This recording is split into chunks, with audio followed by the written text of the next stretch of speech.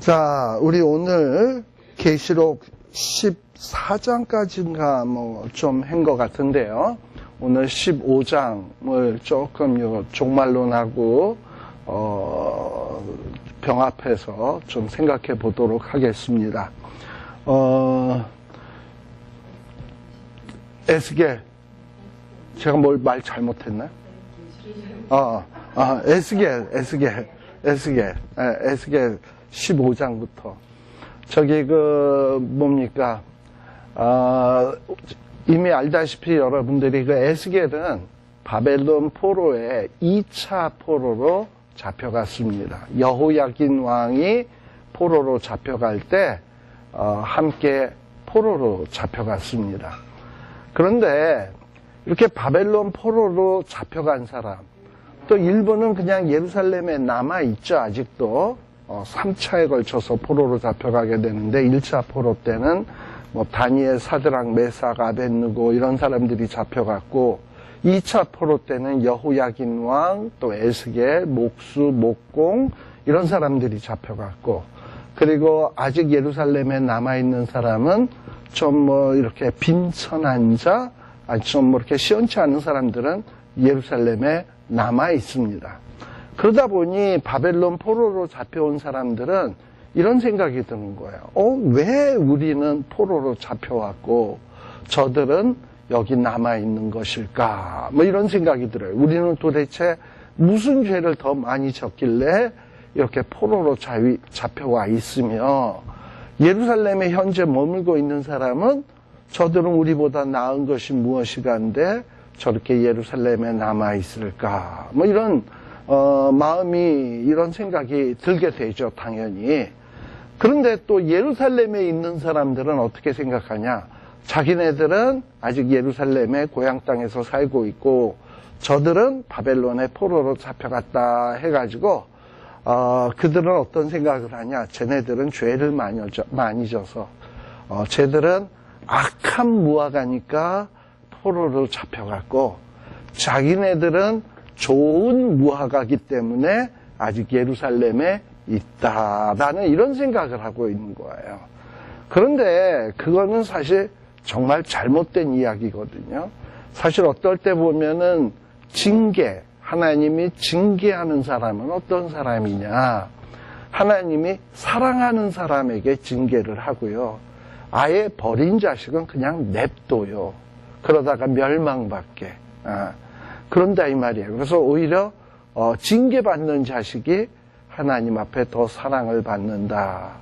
근데 어떻게 보면 바벨론 포로로 잡혀간 사람들은 너희들은 포로로 잡혀가서 왜 우리가 이렇게 포로로 잡혀와서 고생해야 하는가?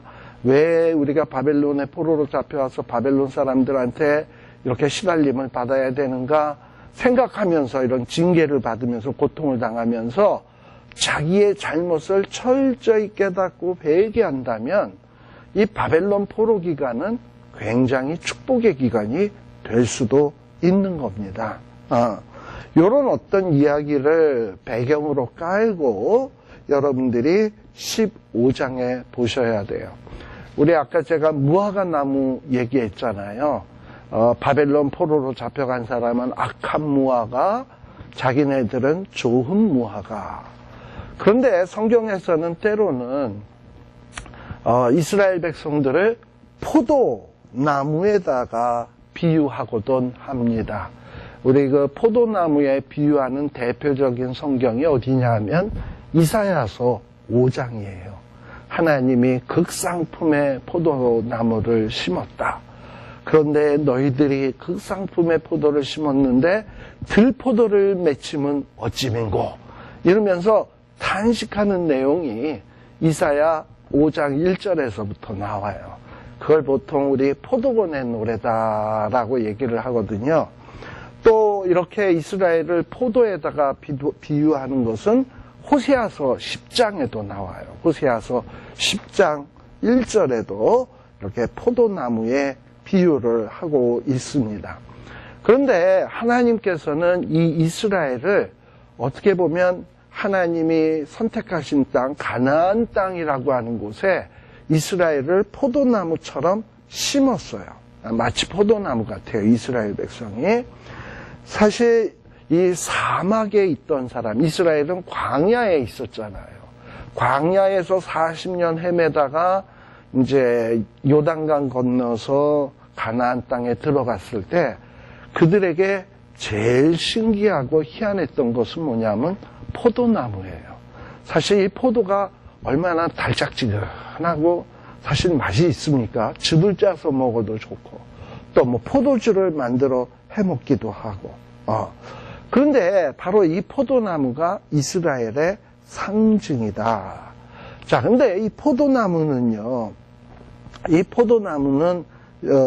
나무가 뭐 백향목처럼 든든해가지고 그 목재 건축할 때 쓰는 기둥 또는 목치 건축할 때 뭐 쓰는 이런 나무로 쓸 수가 없어. 포도나무는 구불구불하고 또 나무도 약하고 그래가지고 그리고 이 포도나무는 그러니까 이 나무 자체는 아무 쓸모가 없어요. 그럼 포도나무의 가치는 어디에 있냐? 열매에 있다 이 말입니다. 근데 이 포도나무가 만일에 열매가 없다면 그건 정말 일고의 가치도 없습니다. 근데 이 나무가 뭐 이렇게 백향목처럼 단단해가지고 이 단단한 나무는 그 뭡니까? 그 땔감으로 써도 아주 오래 타요. 제가 예전에 한번 저기 그 요세미티 거기에서 캠프를 할 때 거기 보면 요세미티의 나무가 이렇게 아름드린 나무들이 많잖아요. 근데 그게 넘어졌는지 그걸 누가 톱으로 썰어놨더라고. 이렇게 토막을 내놨는데 밑둥에 한 뭐 이만한 나무가 있어가지고 캠파이어 하다가 저걸 태우면 어쩔까 해가지고 그걸 태웠거든요. 그랬더니 그거 밤새 타더라고. 그게 그 이만한 그냥 밑둥 하나가 밤새 그게 타더라고.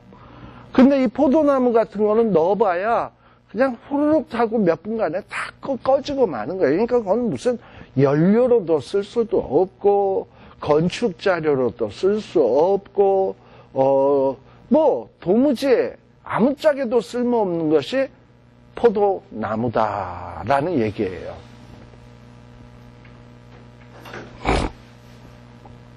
오늘도 그냥 완전히 진수성찬이네. 네. 포도나무다라는 거예요. 차라리 연료로 사용하기보다는 그냥 버리는 게 훨씬 더 낫다라는 겁니다. 자, 그러니까 우리가 어떤 이 마지막 때를 이렇게 살아갈 때 우리 하나님을 포도나무처럼 여기셔서 어떻게 하셨냐? 이 땅에, 이 세상이라는 곳에 우리를 심은 거예요. 하나님이 우리에게서 뭘 기대하겠어? 어떤 건축 자재가 되기를 원하실까? 뭐 우리가 어떤 굵직굵직한 기둥이 되기를 원하실까? 아니에요. 우리에게 원하시는 것은 단 한 가지. 뭐냐 하면 열매다라는 거예요. 근데 이 열매란 뭐냐? 제가 아까 사막에 있는 사람이 포도나무의 열매를 보면 기뻐했다 그랬죠. 열매는 바로 하나님이 기뻐하시는 것 또는 하나님이 원하시는 것, 이거를 하는 것이 이게 열매예요. 뭐 내가 4대째 5대째 신앙의 집안에서 태어났다, 이 사실이 뭐 하나님이 기뻐하냐?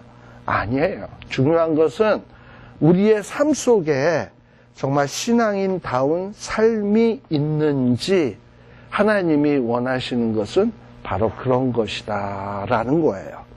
마태복음 3장 8절에서부터 9절에 보면, 마태복음 3장 8절에서 9절에 보면 예수님이 유대인을 향하여 아주 신랄한 비판을 하면서 거기 열매에 대한 얘기를 하고 있습니다.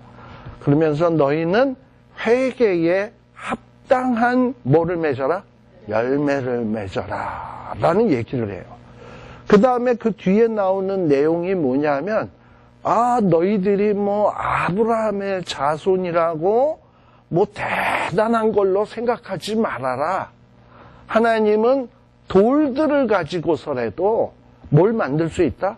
아브라함의 자손을 만들 수 있다. 그러니까 우리 하나님이 원하시는 것은 나는 뭐 우리 아버지가 장로고 목사고 난 몇 대째 집안에 태어났고 나는 태어날 때서부터 뭐 모태 신앙이다. 뭐 이게 모태 신앙이다라는 걸 뭐 그렇게 자랑하는 게 중요한 게 아니고 정말 하나님이 기뻐하는 열매가 있는가? 만일에 없다면 회개에 합당한 열매를 맺고 그 다음에 하나님이 기뻐하시는 것, 원하시는 일들을 해야죠. 그게 하나님이 기뻐하시는 일이다라는 거예요. 골로새서 1장 10절에서도 뭐라 그러냐? 주께 합당히 행하며, 골로새서 1장 10절이에요. 주께 합당히 행하여 뭐 어떻게 해라? 하나님을 범사에 기쁘시게 하고 모든 선한 일에 열매를 맺게 하시며 하나님 아는 것에 자라게 하시고 라고 돼 있어요. 합당하게 하나님을 기쁘시게 모든 선한 일에 열매 이런 일에 힘을 써야 된다 이 말입니다. 또 우리가 잘 아는 갈라디아서 5장에는 뭐가 나옵니까? 성령의 9가지 열매, 뭐 사랑과 희락과 화평과 오래 참음과 자비와 양성과 충성과 온유의 절제, 뭐 이런 것들이 내 삶 속에 있을 때 하나님을 기쁘시게 하고 그것이 바로 하나님이 원하는 거다. 또 이렇게 열매란 또 다른 차원에서 생각을 해보면 뭘로 생각해 볼 수 있냐면 영향력. 내가 열매가 있는 사람은요 영향력이 있어요. 뭐 이거 제가 만들어낸 얘기가 아니라 잠언 11장 30절에 보면 의인의 열매는 의인의 열매라 그랬어요. 잠언 11장 30절에 보면 의인의 열매는 뭐다? 생명나무다. 생명나무라는 건 뭐예요? 누군가를 살릴 수 있는 나무 아닙니까? 영향력 있는 나무예요. 죽을 자를 살리는 나무가 의인의 열매라는 거야. 그리고 지혜로운 자는 사람을 얻느니라. 잠언 11장 30절에 나오는 얘기예요. 다시 제가 얘기하면 의인의 열매는 생명나무다. 의인에게 만일에 열매가 있다면 사람은 살리는 역할을 해. 또 지혜로운 자는 어떠하다? 사람을 얻는다. 그래서요, 정말 열매 맺는 삶을 사는 사람은 어떤 이 세상에 죽어가는 불신자나 죽어가는 영혼들을 살리는 역할을 해. 하나님께 접붙임 받아서 하나님께 인도해서 새 생명을 얻게 하는 이런 영향력을 미친다. 또 이렇게 하나님 앞에서 열매를 맺는 지혜로운 사람은 어떠하다? 사람을 얻는다. 라는 거야. 이런 영향력이 있을 때 이런 사람 삶이 뭐냐? 열매 맺는 삶이다. 그러면 우리가 열매를 맺으려면 어찌해야 될까? 우리가 포도나무라 그랬잖아요. 포도나무가 열매를 맺을 때 어찌합니까? 나는 열매를 맺어야 해. 맺어야만 하는 거야. 그래, 열매를 맺자 하면 포도나무가 열매를 맺나요? 그냥 가만히 있으면 돼요. 가지에 붙어 있고요. 그리고 그냥 물가에 심겨지고요. 그러면 되는 거야. 그러니까 가지에 붙어 있다. 내가 포도나무, 너희는 가지다 그러면 나무에 가지가 붙어 있으면 돼. 그리고 시냇가에 심겨져 있으면 되는 거야. 그래서 우리가 포도 열매를 맺을 수 있는 가장 좋은 방법은 주 안에 항상 거하는 겁니다. 주 안에 거한다라는 것은 또 달리 표현하면 주님과 끊임없이 교제하는 거예요. 교제란 또 뭐냐? 하나님의 말씀, 주님의 말씀을 듣고 또 내가 얘기하는 거예요. 즉 말씀과 기도, 말씀 공부와 기도, 이거 끊임없이 하는 거야. 그러니까 우리가 토요일 날마다 이렇게 성경 공부를 모이고 있는데요.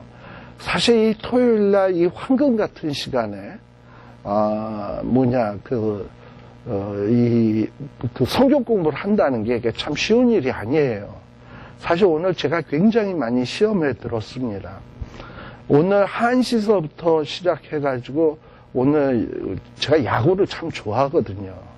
특별히 다저스의 유현진 나오는 경기를 참 좋아하는데 지금 디비전 시리즈 끝나고 챔피언스 결정전 하는 경기가 오늘 1시부터 시작을 했어요. 그래서 제가 지금 오늘 한번 휴강을 할까 핑계를 대고 이러고서는 막 이렇게 시험이 들었는데 제 와이프가 말이 돼요 이러더라고. 그것도 제가 생각해도 말이 안 돼. 이 오시는 분들이 얼마나 이게 이 금쪽 같은 시간에 오시는데 내가 이거에 시험 들어서는 안 되지 해가지고 그냥 뿌리치고 제가 왔었습니다. 예. 이렇게 와서 지금 하고 있습니다. 근데 이렇게 말씀에 자꾸 힘을 쓰고 말씀을 공부하려고 하고 알려고 하고요. 또 말씀을 깨닫게 되면 기도할 거리가 참 많이 생겨요. 왜냐하면 말씀을 읽다 보면 약속을 참 많이 발견하거든. 하나님이 이것도 약속하고 이것도 약속하고 뭐 여러 가지 약속을 했는데 그런 약속들을 붙들고 하나님 앞에 기도하고 또 그리고 또 약속 붙들고 기도하면 하나님은 내 삶 속에서 응답이 참 잘 돼요. 그냥 무대뽀로 기도하는 것보다 하나님의 말씀을 붙들고 기도하잖아요. 기도 응답 잘 됩니다. 그거 잘 되는 거 체험하고 막 이러다 보면 주거니 받거니가 되는 거잖아. 이러다 보면 나도 알게 모르게 그냥 열매가 맺혀져.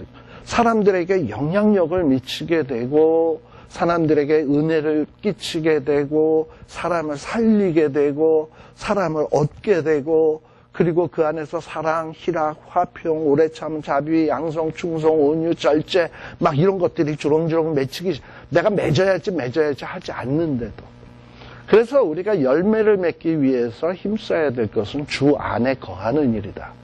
주님과 교제하는 일이라는 거예요. 그러니까 말씀과 기도하는 일에 힘쓰면 열매는 저절로 따라오게 되는 것이다 라는 거예요. 그리고 이 열매를 잘 맺기 위해서는 이 하나님과의 교제에 이 주 안에 거하는데 방해가 되는 것이 있으면 청산을 해야 돼. 그래서 주님이 기뻐하지 않는 것 청산하고 그리고 깨끗한 삶을 사는 것. 왜냐? 하나님은 거룩하신 하나님이기 때문에 그런 자와 함께 하신다 이 말입니다. 또 하나님의 말씀에 순종하면서 사는 거예요. 우리에게 이러한 열매 맺는 삶이 없다면, 삶의 열매가 없다면 도대체 우리는 왜 사는 걸까? 먹고 위해서 사는 걸까? 그냥 이 세상에서 출세하고 좋은 직장에 들어가서 돈 많이 버는 게 내 인생의 전부인가? 하나님이 그래서 나를 그 존귀한 하나님의 형상으로 창조를 했고 그렇게 잘 먹고 잘 살고 출세해서 돈이나 벌라고 해서 나를 이 땅 위에 100년씩이나 살도록 이렇게 시간을 주시고 수명을 연장해 주시는 걸까? 그거 아니거든요. 이스라엘 백성들이 타락하게 된 것은 갑작스러운 일이 아닙니다. 이스라엘 백성들도 출애굽을 해가지고 가나안 땅에 들어갈 때 아브라함의 언약을 생각을 했을 거예요. 우리 하나님께서 아브라함에게 어떤 언약을 했습니까? 창세기 12장 1절에서부터 3절에 보게 되면 너는 너와 너의 후손은 복의 근원이 될지라 였어요. 아마도 출애굽을 해서 가나안 땅에 들어갈 때 모세가 창세기라는 말씀 썼잖아. 그럼 창세기 12장 1, 2, 3절 읽으면서 우리가 가나안 땅에 들어가는 것은 그곳에 들어가서 돈이나 벌고 먹고 잘 먹고 잘 지내라고 가나안 땅 들어가는 게 아니라 우리는 복의 근원이 되기 위해서 가나안 땅에 들어가는 거다. 처음엔 그렇게 생각을 했을 거란 말이지.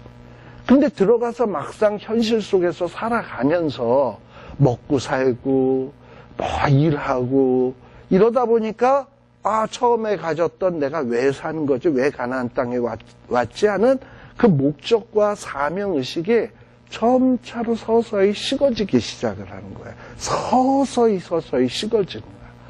그러면서 오히려 관심이 어디로 가는가? 어떻게 하면 농사에서 좀 더 많은 수확을 거두지? 오늘식으로 얘기하면 내가 어떻게 하면 좀 돈을 좀 더 벌까? 어떻게 하면 내가 세상에서 힘을 더 얻을까? 이러면서 이런 데 관심이 가게 되고 복의 근원에 대해서는 별로 관심을 안 갖는다. 어떻게 하면 내가 조금 더 행복해지지? 그러면서 이런 데 관심을 갖다 보니까 뭐냐면 하나님에 대한 관심은 반비례해서 점점 식어진다라는 거예요. 이런 걸 생각하면서 이 15장을 보시면 여러분들이 이해가 잘 될 겁니다. 그러면서 하나님도 말씀하시죠. 2절에 보면 인자야는 에스겔입니다. 야, 포도나무가 다른 어떤 모든 나무보다 나은 점이 있다면 그게 도대체 무엇이겠냐? 저와 여러분들이 세상에서 살면서 남보다 나은 점이 있다면 그게 무엇이겠습니까? 돈이 많습니까? 우리가 세상에 어떤 찬란한 명예를 갖고 있습니까? 도대체 남보다 다른 불신자보다 나은 것이 있다면 도무지 무엇이겠습니까? 그건 뭐냐? 우리가 예수 믿는다는 거고 하나님의 자녀라는 거예요. 그리고 우리의 삶 속에는 하나님이 기뻐하시는 열매를 맺어가고 있다. 이걸로 우리는 자랑을 삼아야 되는 거예요. 그런데 이런 열매가 없다면 열매는 없고 그저 나무만 있다. 포도나무가. 그러면 그 나무를 가지고 도대체 뭘 만들겠냐? 제가 아까 건축 재료로 쓸 수 없다 그랬죠? 그릇을 걸 못을 만들 수 있냐? 없어요. 아무짝에도 쓸모가 없어. 건축 재료로도 쓸 수 없고 기둥으로도 쓸 수 없고. 그러면 이 포도나무는 뭐에 쓰냐? 불에 던질 화목이 될 뿐이다. 근데 사실 불에 던져서 화목으로 쓰기에도 시원치 않은 것이 포도나무다. 그러니까 우리에게 열매가 없으면 우리는 하게 쓸 데가 없다. 이스라엘 백성도 마찬가지예요. 그러니 하나님이 뭐라 그러냐? 이제 6절에 보면 이 이스라엘 나라 백성이 열매가 없었기 때문에 이 불에 던질 화목처럼 예루살렘 거민도 어떻게 할 거다? 그와 같이 할 거다. 즉, 지금 예루살렘 사람들은 이스라엘 백성들이 먼저 포로로 잡혀간 사람들은 저것들은 죄가 많아서 그래. 저것들은 악한 무화과야. 우리는 안 잡혀갔으니까 좋은 무화과야. 라고 얘기했거든요. 근데 이 좋은 무화과라는 것이 무슨 좋은 무화과를 맺었나, 좋은 포도 열매를 맺었나, 맺은 것도 하나도 없으면서 자기가 아직 안 잡혀갔다라는 사실만으로 자기가 괜찮은 사람, 자기의 인생을 잘 살고 있는 것처럼 착각하고 있다 이 말이에요. 근데 하나님은 뭐냐? 너희들은 열매 없는 포도나무 같다. 그래서 이제 너희들을 예루살렘 지금은 안 잡혀갔다고 좋아라 할지 모르지만 너희들을 완전히 불구덩이에 넣어가지고 7절 내가 그들을 대적한즉 그들이 그 불에서 나와도 불이 그들을 사르리니 내가 그들을 대적할 때 너희가 나를 여호와인 줄 알리라. 하나님이 열매 잘 맺으라고 땅에다가 그들을 심었거든요. 근데 그 땅에서 아무런 열매를 맺질 못했어. 그럼 하나님이 주셨던 그 땅도 어떻게 하시겠다? 열매가 없으니 황무케 하겠다. 우리 하나님께서 우리에게 열매 맺으라고 주신 것들이 있습니다. 어떤 사람에게는 돈을 주셨을 수도 있고 어떤 사람에게는 건강을 주셨을 수도 있고 어떤 사람은 지혜를 줬을 수도 있어요. 그걸 가지고 세상에서 영향력 미치고 사람들을 하나님께로 인도하고 하나님을 기쁘시게 하고 하나님이 원하시는 거 하라고 우리에게 이런 것들을 주셨는데 근데 그 주신 것 가지고 아무것도 한 게 없고 그저 나 돈 버는 데만 내 행복해지는 데만 사용하고 자빠졌다면 말이 과해서 죄송합니다만 우리 하나님이 딱 보시고서는 뭐냐면 너는 내가 준 것 가지고 아무것도 한 게 없네. 그럼 네 존재의 이유가 뭐냐? 너 뭐 했을 때 있냐? 우리 뭐 했을 때 있습니까? 그렇잖아요. 그럼 불에 던져서 넣어서 이 뗄감도 안 된다라고 얘기하는 거예요. 그래서 지금 이스라엘 백성들에게 지금 이야기하고 있는 겁니다. 포로로 잡혀간 사람 악한 무화과. 우리는 괜찮아. 그리고 우리는 좋은 무화과. 착각하지 말라는 거죠. 우리도 역시 마찬가지예요. 저는 요즘 무슨 생각이 참 많이 드냐면, 제가 뭐 세계 이곳저곳 이렇게 다녀봤습니다만, 미국만큼 좋은 데가 없어요, 솔직히. 유럽 좋을 것 같죠? 길 코딱지만 하고요. 또 영국 같은 데는요, 운전도 반대예요. 그리고 차도요, 미국에나 큰 차에다가 도로 넓은 데 다니지, 거기 도로가 좁아서 큰 차 타고 다니면 운전도 못해. 그러니까 차가 다 작아. 그래서 몇 시간 앉아서 이러고 운전하다 보면 허리도 아프고 오만데 쑤시고 그래요. 또 이 유럽에 있는 도로는요, 아스팔트가 맨들맨들 깔려 있는 게 아니라 무슨 자갈을 땅에 이렇게 궁성궁성 박아놓은 이런 도로 같은 거 있잖아. 그러니까 차를 타고 가면 따따따따따따따따 하고 가고. 그리고 뭐 유럽에 어디 그 건물 안에 들어가 보잖아요. 방안도 코딱지만 하고요. 나는 그 유럽에 그 복잡하고 그런 데도 사람 많고 막 이러면 갑자기 무슨 공황장애가 오는 것 같은, 나는 오히려 탁 트이고 조용하고 이런 데가 좋아요. 그래서 난 전혀 유럽도 안 좋고. 그리고 일본 가봐요. 일본도 뭐 잘 산다고요? 집도 얼마나 코딱지만 하고 별 볼 일 없는데. 식당에서 밥 먹으려고 그러면 요만큼 줘요. 배가 고파서 못 살겠어요, 일본은. 괜히 어떻게 보면 잘 사는 나라가 미국이고요. 그리고 그 다음에 잘 사는 나라가 한국이에요. 제가 볼 때 진짜 그래. 근데 솔직히 제가 무슨 생각을 했냐면, 내가 왜 한국 사람으로 태어나서 또 이렇게 미국에 와서 좋은 나라에 와서 살고 있나. 도대체 내가 우간다에 있는 사람보다 내가 나은 것이 무엇인가. 솔직히 내가 우간다에서 태어나는 사람, 저 벵글라데시나 뭐 어디 스리랑카에 태어난 사람보다 나은 것이 뭐가 있는가 생각을 했을 때 나은 거 하나도 없잖아요. 근데 어쨌든 하나님이 나를 이 좋은 환경에, 좋은 시대, 그리고 또 여러분들이 만일에 지금으로부터 한 2000년 전에 태어났다고 생각을 해봐. 화장실에 가서 일을 어떻게 봤을까? 그때는 무슨 뭐 수세식 변소가 있어, 뭐 화장지가 있어, 그리고 음식을 해 먹을 때도 난 어떨 때 보면 이 미국이나 한국이 에덴 동산보다도 더 좋지 않을까, 이런 생각이 좀 들 때가 있다니까요. 왜냐하면 에덴 동산에는 뭐 화장실도 제대로 갖춰지지 않았을 거고, 암만 에덴 동산이라 하더라도 뭐 비데 같은 거 없었을 거고, 에덴 동산에서도 어디 물건 들고 이동하려면 어쨌든 들고 가야 될 거 아니야, 먼 데까지. 근데 요즘은 우리는 어떻게 해? 무거운 거 차에다 실어서 싣고 가면 되잖아. 그러니까 훨씬 더 여기가 편리하고 좋다라는 생각이 들어요. 그러면 우리는 이 좋은 시대에 시간적으로 봐도 이 타이밍에 태어난 게 이게 얼마나 복된 거냐 말이지. 또 장소로 봐도 우리가 이런 데서 태어난 것이 얼마나 복되냐 이 말이죠. 그러면 내가 과거의 사람보다 나은 게 뭔데? 내가 지금 저 스리랑카 저쪽에 사는 사람보다 나은 게 뭔데? 생각해 볼 때 나은 거 없어요. 그냥 어떻게 하다 보니까 여기 태어난 거야. 하나님 태어나게 해주신 거야. 이스라엘을 포도나무로서 가나안 땅에 심었다? 이유가 있는 거거든요. 그거 갖고 거기에 걸맞는 열매를 맺으라는 게 하나님의 의도거든요. 그러면 우리들이 우리들이 어떨 때 보면 이제부터 어떻습니까?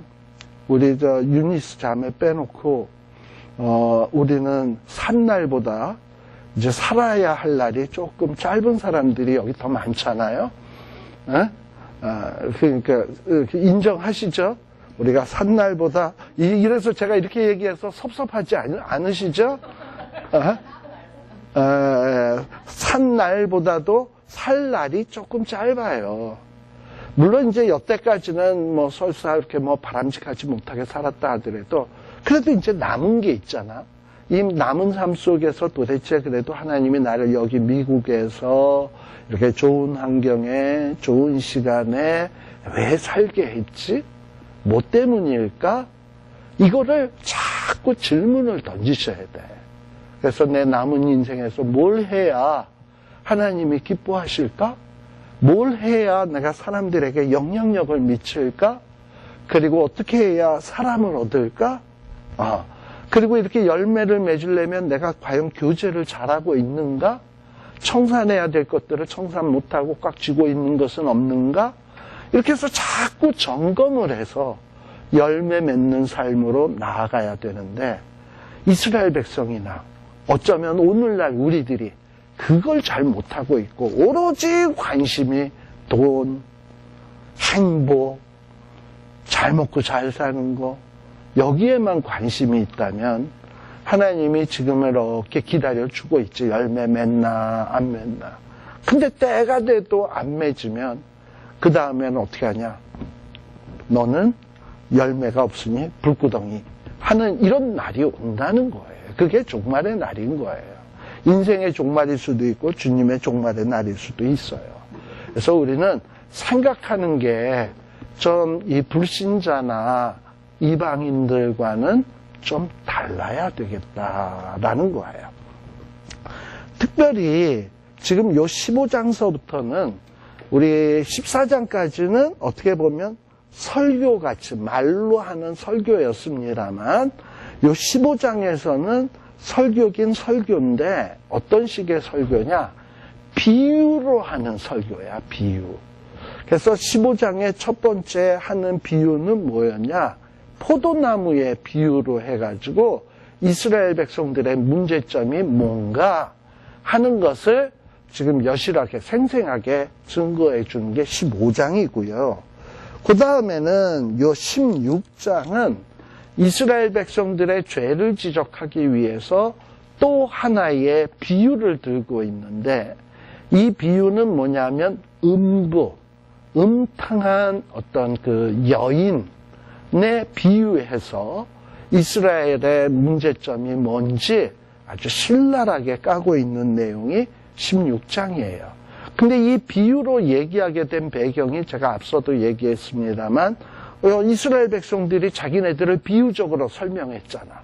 저 포로로 잡혀간 것들은 악한 무화과, 안 잡혀간 것들은 지네들은 잘못한 것도 많으면서 지들이 좋은 무화과 이러고 있잖아요. 그러니까 너희들이 좋은 무화과라고 웃기지 마. 너희들은 15장 열매 없는 포도나무야. 너희들의 마지막은 뭐다? 불구덩이야. 이렇게 얘기하는 게 15장이고요. 너희들이 좋은 무화과 16장. 너희들은 음탕한 여인 같아. 하는 얘기가 요 16장의 얘기입니다. 근데 이 음탕한 여인을 어떻게 설명을 하고 있냐? 한번 또 우리 그 성경의 내용을 보시게 되면요. 자, 여기 여호와의 말씀이 에스겔에게 임했어요. 그래서 이 자기네들이 좋은 무화과라고 생각하는 그 예루살렘 사람들, 자기네들은 좋은 무화과에서 바벨론에 안 잡혀가고 있어. 근데 나쁜 무화과들은 포로로 잡혀갔어. 이러고선 자기네들은 좀 낫다고 생각을 하고 있거든. 근데 하나님께서 이런 예루살렘에게 에스겔을 통해서 얘기하는데 뭐라고 얘기하냐면 3절에 한번 보세요. 네 근본, 네가 난 땅에 대해서 내가 좀 설명을 좀 해줄게 하면서 에스겔을 통해서 하나님이 말씀하시는 거예요. 그러면서 뭐라고 얘기하냐? 지금 말을 듣는 대상이 누구라고요? 예루살렘 사람인데, 이 예루살렘 사람들에게 네 애비가 누군지 알아? 네 애비는 아모리 사람이야. 네 애미는 누군지 알아? 헷 사람이야. 라고 얘기하는 거예요. 우리 욕할 때 보면, 그러니까는 한국 사람의 욕이나, 이 지금 성경에 나오는 욕이나, 좀 이게, 참, 사람이 그러니까 참 같은 뿌리에서 나온 거야. 아담의 뿌리에서. 그래서 이 욕할 때 보면, 우리 한국의 욕에, 에이, 상놈의, 이런 거 있잖아요. 그러니까, 왜냐하면 옛날에 사농공상 해가지고, 그 선비가 제일 높고, 그래가지고, 그 다음에 농업하는 사람, 그 다음에 공업하는 사람, 제일 미천한 계층이 우리 조선시대에는 상인이었어요. 사농공상이라 그랬잖아요. 그런데 그러니까 옛날에는 조선시대에는 이 천한 상민자식아 이러면서 얘기를 하는 거예요. 뒤에는 자식이 들어가죠. 앞에는 뭐가 들어가죠? 애비. 그러니까는 아버지가 나쁜 사람이다의 자식. 이게 욕이야. 그쵸? 근데 지금 성경에서의 욕은 뭐예요? 예루살렘 사람들이, 이스라엘 사람들이 원래 출애굽을 해가지고 가나안 땅에서 쫓아낸 사람이 누굽니까? 아모리 족속이에요. 사실 가나안 7족속을 전부 다 이렇게 묶어서 대표적으로 얘기한다면 가나안 7족속을 아모리 족속이라고 얘기를 해요. 우리가 창세기 15장에 보게 되면 이 아브라함이 깜빡 잠이 들었을 때 하나님께서 쪼개놓은 고기 사이로 휙 지나가는 장면이 창세기 15장에 나와요. 근데 그 15장에 보게 되면 하나님이 뭐라고 얘기하냐? 너와 내 후손은 이제 타국에서 객이 될 거다. 그 타국이 어디냐면 애굽에서 객이 된다는 얘기야. 몇 년 동안? 400년 동안. 그리고 400년 동안 객이 되었다가 4대 만에 나오게 될 거다. 이러면서 400년 동안 타국에서 객이 된다라고 얘기를 해요. 사실 그러면서 하나님이 뭐라 그러냐? 왜 이렇게 400년 동안 너희들이 애굽에 있어야 되냐 하면 아직 이 가나안 땅에 아모리 사람들의 죄악이 관영치 않았다라는 얘기를 하거든요. 그래서 이 가나안 땅에 사는 사람들을 뭐라고 얘기하냐면 아브라함 때 이미 아모리 사람이라고 얘기해. 근데 그 아모리 사람들의 죄가 관영치 않았기 때문에 하나님이 기다리시는 거야. 몇 년 동안? 400년 동안. 왜? 회개하고 돌아왔으면 하는데 400년 동안 기다렸는데도 이것들이 회개치 않으니까 이제 이스라엘 백성들을 애굽 땅에서 번성시켜가지고 그들의 죄를 징계하기 위해서 가나안 땅을 정복하고 내쫓는 일을 하게 된다 이 말이에요. 자, 그래서 이스라엘 사람들은 아모리 족속을 어떻게 생각하냐? 멸절해야 될 족속, 죄 많은 족속, 아주 더러운 민족 이렇게 생각하는 게 이스라엘 사람의 생각이야. 근데 이 이스라엘 사람에게 정통 이스라엘 사람들에게 네 애비는 아모리 사람이야 하고 얘기하면 얼마나 열받겠습니까? 즉 우리 식으로 얘기하면 너는 상놈의 뭐야 이러고 얘기하면 얼마나 열받습니까? 그거랑 똑같은 거야. 그 다음에 또 여기에 보면 내 어미는 뭐다? 햇사람이다 라고 얘기를 해요. 여러분들 그 아브라함이 갈대아 우르를 떠나서 가나안 땅에 들어왔잖아요. 그때 이 아브라함 때 들어왔을 때 이 가나안 땅에 살고 있던 사람들은 또 누구냐? 햇사람들이 좀 많았어요. 그래서 이 아브라함이 가나안 땅에서 살면서 누굽니까? 자기 와이프, 아브라함의 와이프 사라가 죽었잖아. 죽고 나니까 장사를 지내기 위해서 땅을 사죠. 막벨라 굴. 그래가지고 이 막벨라 굴을 누구에게서 사냐? 햇사람에게서 땅을 사요. 그러니까 이미 아브라함이 들어왔을 때 이 가나안 땅에 사는 사람은 누구냐? 햇사람이야. 그러니까 이스라엘 사람들에게 있어서 아모리 족속, 헷 족속은 아주 다 죄 많은 족속이고 쫓아내야 될 대상이고 정복해야 될 대상인데 그리고 자기네들은 깨끗한 선민이라고 생각을 하는데 지금 하나님이 뭐라 그러냐? 네 애비는 아모리 사람, 네 애미는 헷 사람. 그러니까 너희는 원래 출신이 잘난 거 하나도 없다. 너희들도 똑같이 아모리 사람이나 헷 사람이나 똑같이 정복되어야 되고 멸절되어야 되고 하나님의 진노의 대상이었다라는 얘기를 지금 이렇게 얘기를 하는 거예요. 그러면 네가 태어날 때는 좀 괜찮았냐? 네가 태어날 때는 어떠했냐 하면 내 배꼽줄을 자르지 않았다.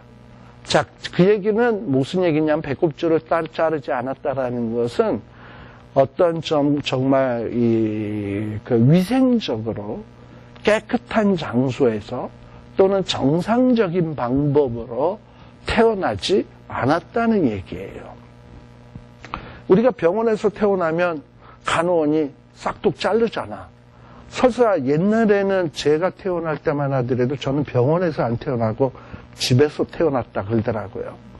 그랬을 땐 옆에 산파 돕는 사람이 있어가지고 대신 탯줄을 잘라주잖아. 그러니까 그렇지만은 근데 어떤 여인이 산길을 가다가 갑자기 산통이 와가지고 애를 낳았다? 아니 이거 자를 힘도 없고 지 혼자 하면 어떡하겠어? 이빨로나 자를 테나?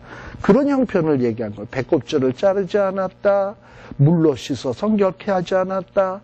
소금을 뿌리지 않았다. 강보로 싸지 않았다. 이건 정상적인 출산이 아니라 지극히 비위생적인 이런 어떤 상황 속에서 태어났다.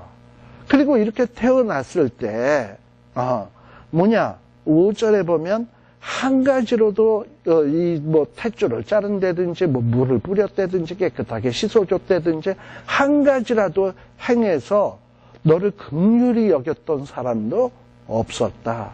그러니까 이 태어난 것이 참으로 열악한 상황, 어찌 보면 아주 저주스러운 어떤 이런 출생을 했다라는 거죠. 그리고 태어나자마자 어떤 존재냐? 5절 끝에 보면 들에 버리워졌던 그런 존재였다. 누가? 이스라엘이. 그러니까 너희 이스라엘에 태어난 날과 출생과 시작은 절대 너희들이 대단한 거 하나도 없었다. 별 볼 일 없었다 이 말이에요. 그런데 6절에 보게 되면 하나님이 뭐라 그러냐? 너가 그 피투성이가 돼서 제대로 씻지 못한 그 옆으로 이렇게 지나갈 때에 피투성이가 되어 있던 네가 뭘 하는 걸 봤다? 발짓하는 것을 보고 네가 지금 피투성이고 씻지도 못했지만 넌 살아야 돼. 좀 살아야 돼. 이러면서 은혜를 베푸셨다 이 말이에요. 그래서 7절에 보면 그 피투성이 버려진 아이가 들의 풀같이 많게 하고 크게 자라고 심히 아름다우며 아마 딸이었던 것 같아. 유방이 뚜렷하고 내 머리털이 자랐으나 아직 벌거벗었더라 이 말이에요. 그래서 또다시 이 하나님이 그 곁으로 지나가면서 뭐라 그러냐? 네가 지금 사랑스러운 때인데 이렇게 벌거벗고 있어서야 되겠냐? 내 옷으로 너를 덮어 벌거벗은 것을 가리우고 그리고 너를 내게 속하게 했다. 그러니까 뭐냐면 양자로 입양했다 이 말이죠.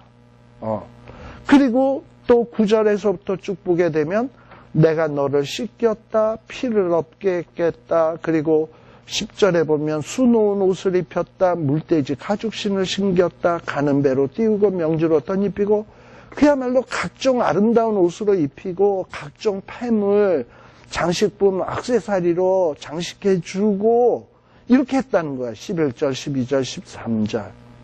그랬더니 그리고 또 먹는 것도 어떻게 먹었냐? 13절에 보면 고운 밀가루, 꿀과 기름을 먹음으로 극히 곱고 형통하여 왕후의 지위에 나아갈 정도로 하나님께서 아름답게 자라도록 은혜를 베풀어 주었다 이 말이에요. 얼마나 이 아름다움이 대단했냐? 14절에 보면 내 화려함을 인하여 내 명성이 어디에 퍼졌다? 이방인 중에 퍼졌다. 그리고 하나님이 너에게 입힌 영화로 내 화려함이 어떻게 됐다? 온전해졌다. 아니 정말 퍼펙하다 이 말이에요.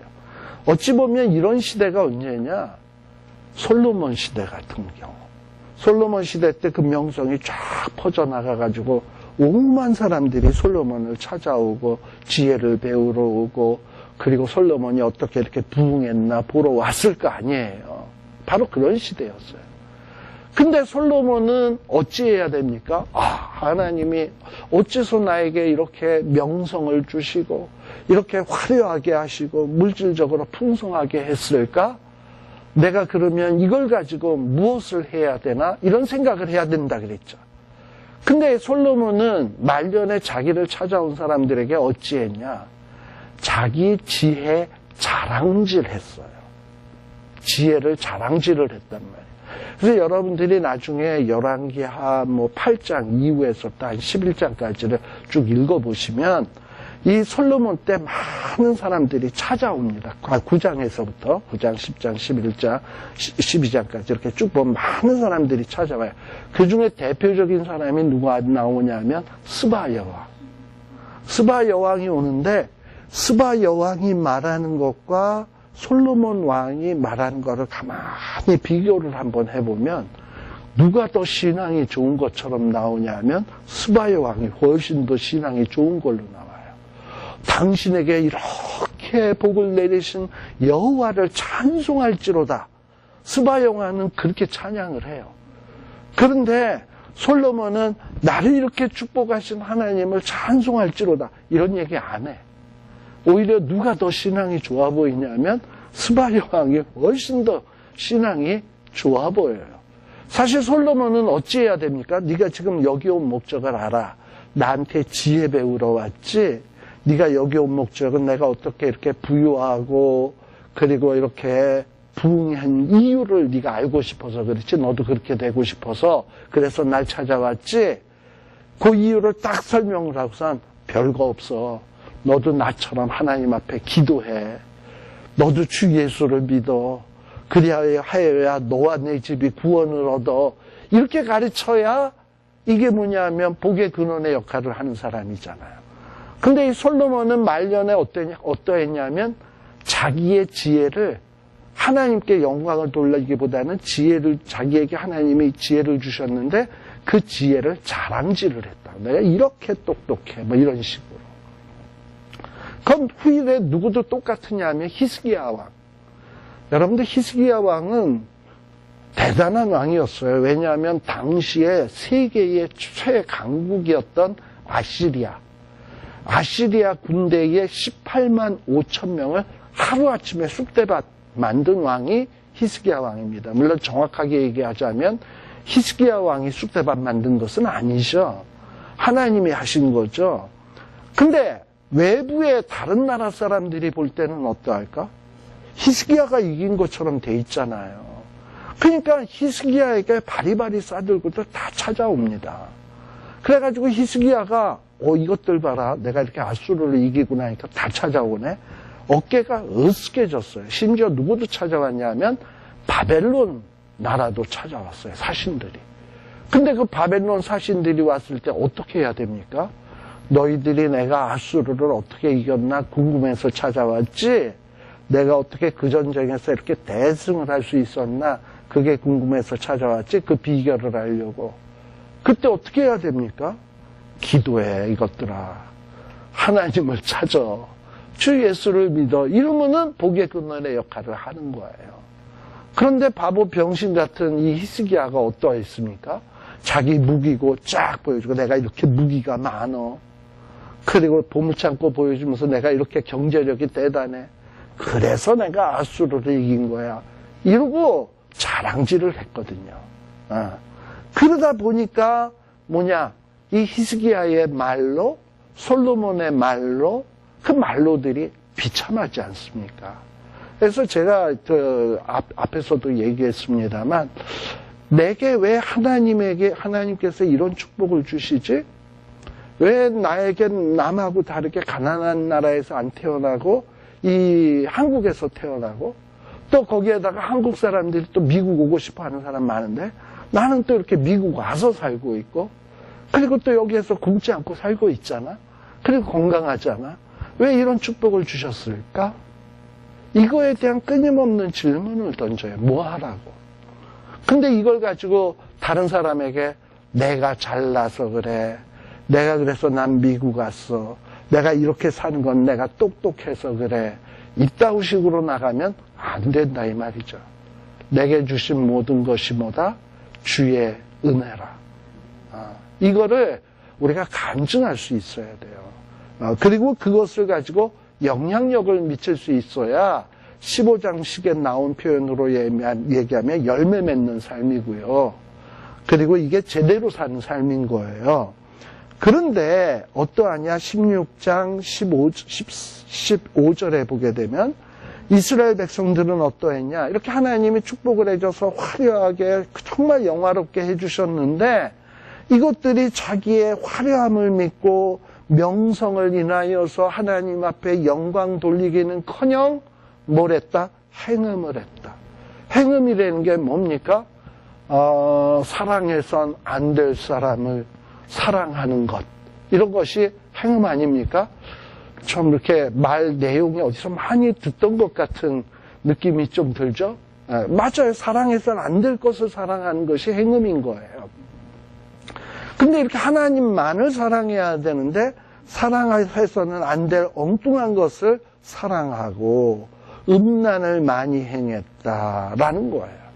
그래서 이 이스라엘은 하나님의 것이어야 되는데 이스라엘이 내 몸이 누구의 것이 되었다? 세상의 엉뚱한 것 사람들의 것이 되어버렸다라는 거예요. 하나님께서는 정말 아름답고 좋은 의복을 입혀주었는데 근데 이 의복을 취해서 뭘 했냐? 색스러운 산당을 너를 위하여 만들고 거기에서 행음을 했다.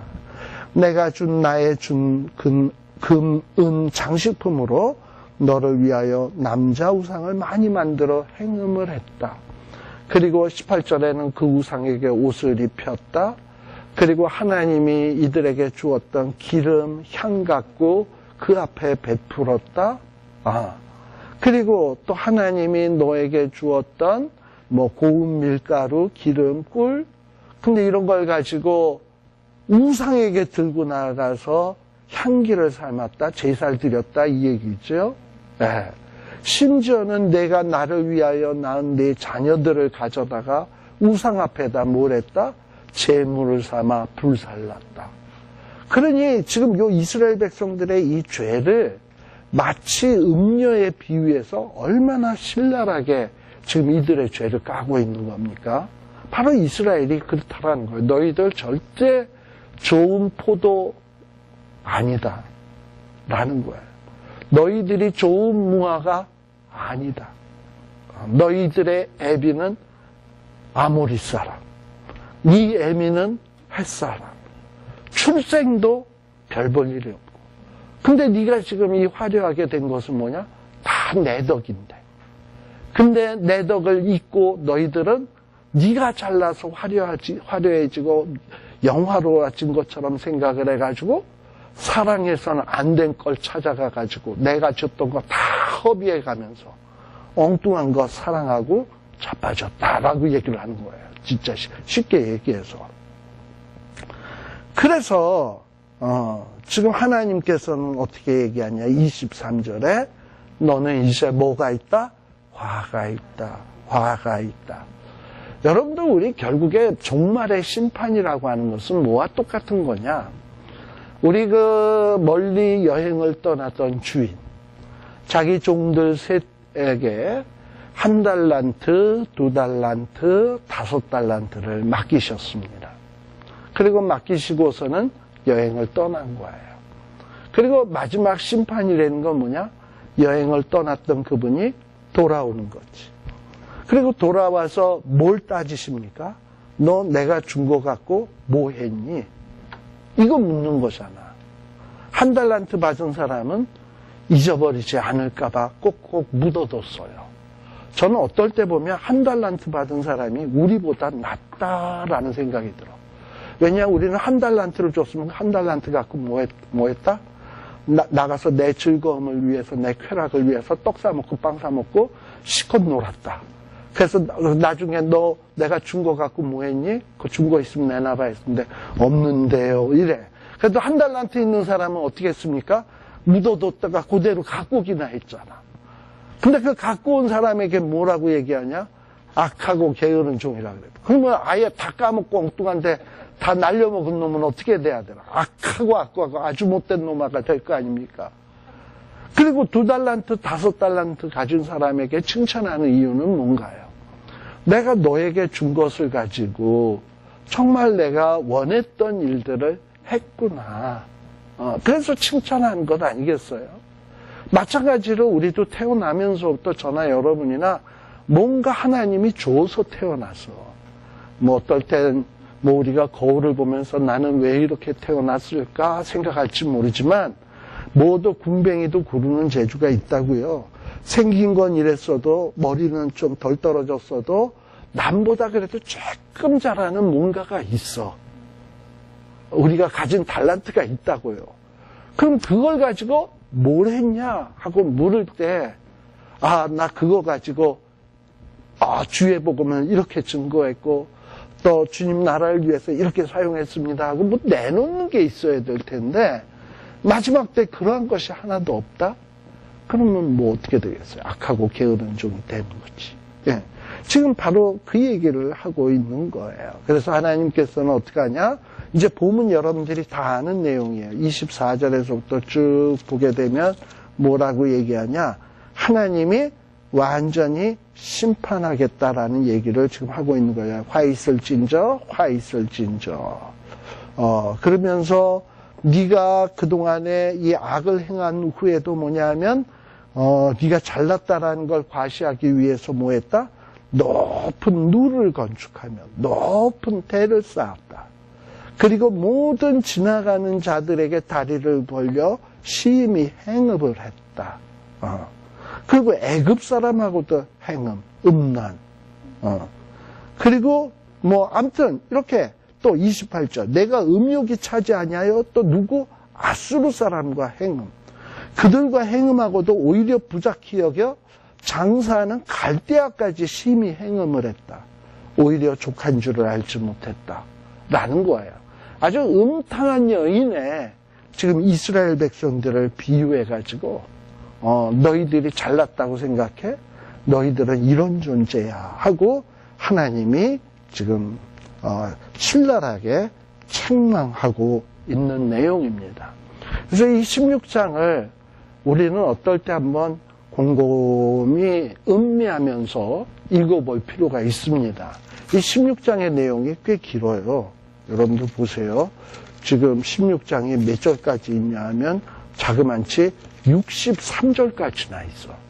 그리고 각각의 절도 다른 성경에 비해서 절의 길이가 굉장히 길어. 그러면서 굉장히 긴 내용이 나와 있는데 바로 이 이스라엘, 영적인 이스라엘은 우리, 이러면서 나는 어떠한가? 과연 내 출생이, 내 근본이 남보다 내놓을 만한 것이 있던가? 없거든요. 우리도 사실 별볼일 없는 존재인데 태어나서 이만큼 된 것은 하나님의 은혜예요. 그럼 이렇게 주신 거 가지고 뭐 했냐 말이지, 지금까지. 앞으로 뭐 할 거냐 이 말이지. 그리고 나중에 주님이 준 것 갖고 뭐 했냐 물을 거라 이 말이죠.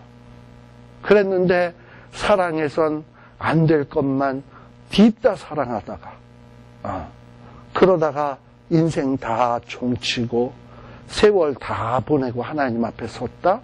이거 얼마나 부끄러운 것이냐 이 말이에요. 그러니까 참 그래도 감사한 게요. 에스겔서에 나오는데요. 이런 얘기를 합니다. 죄인이라도 막판에 회개하면 그는 살아요. 근데 의롭게 살아도 막판에 죄지면 그는 망해요. 그게 에스겔서에서 하는 얘기예요. 그러니까 좋아, 뭐 여태까지 우리가 좀 제대로 못 살았어도 이 인생의 황혼기에라도 정신 번쩍 차리고 이제부터라도 뭘 좀 해야 되겠다 하면 사는 거야. 아시겠죠? 그래서 요 지금 어디서부터 이제 다시 할 거냐? 30절 저부터는 잠시 쉬었다가 우리 가도록 하겠습니다. 네.